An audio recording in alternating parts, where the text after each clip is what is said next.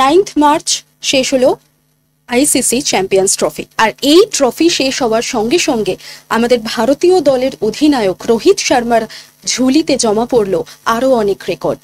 চলো জেনে নিই এক এক করে তিনি কি কি রেকর্ড গড়েছেন। 2007 সালে তার কেরিয়ার শুরু হয়। এর আগে 2013 সালে ইংল্যান্ডের বিরুদ্ধে MS ধোনির নেতৃত্বে ভারত জিতেছিল চ্যাম্পিয়ন্স ট্রফি। এরপর 2025 সালে আইসিসি চ্যাম্পিয়ন্স ট্রফির বিজেতা হয়ে গেছে ভারত রোহিত শর্মার অধিনায়কত্বে।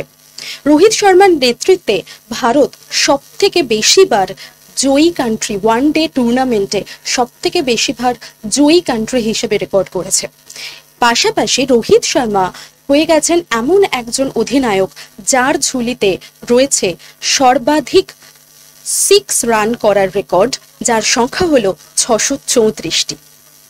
এরকমই আরো ইন্টারেস্টিং ফ্যাক্ট জানতে ফলো করো আড্ডা 24/7 বেঙ্গলি চ্যানেলকে।